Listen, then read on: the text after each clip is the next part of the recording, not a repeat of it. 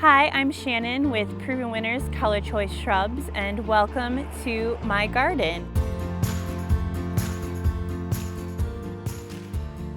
So often when we are thinking about starting a new garden, it can be very intimidating because we see all these lush, mature landscapes and think, mine doesn't look like that, it will never be there.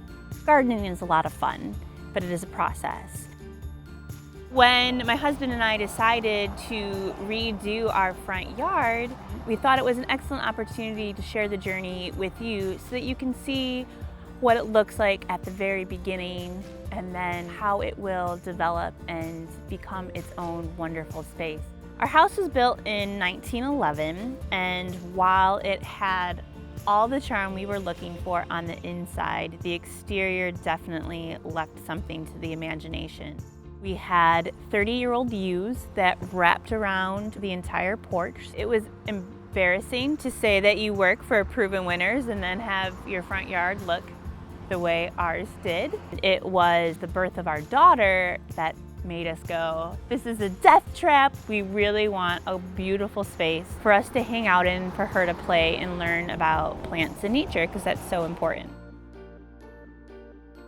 Before we could even think about starting the landscaping around the house, we had to take care of the beast that was our porch and the yews.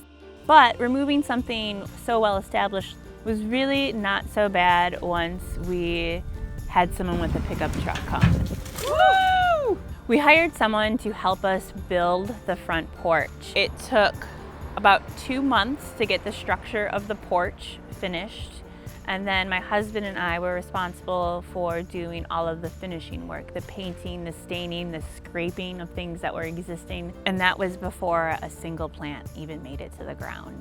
We started the project in late March. As you can tell by the pumpkins, it is now fall. It did not happen with our original timeline, but luckily fall is a great time to plant. So it actually worked out really well for us. Things have come a long way already. I have found that creating a limited palette really helps things look cohesive, and it really helps just keep me in check. Otherwise, I would want all the plants everywhere. I selected your violets, blues, and reds, that corner of the color wheel, to stick with. I may or may not have overplanted. Next year, we'll actually be creating a second bed along the front of the yard. I will be able to select things from this front bed that maybe need more room, that have gotten really big, and actually move them into that new garden bed. Everything can be moved. Don't be afraid to change it up. It is okay. You're not gonna hurt your plants. They are tougher than they look. And it's hard to tell right now because everything's newly planted and small, but we go from larger plants to medium plants to smaller out in the front. In this corner, there's 3 different plants that are going to look good in winter. Up front here, I have 3 gem box inkberry hollies. These act a lot like boxwood. They'll stay green year round. They'll look great all winter. The same with our sky pointer Japanese holly. These are evergreens. They're going to be beautiful. This plant right here is Berry Poppins winterberry holly.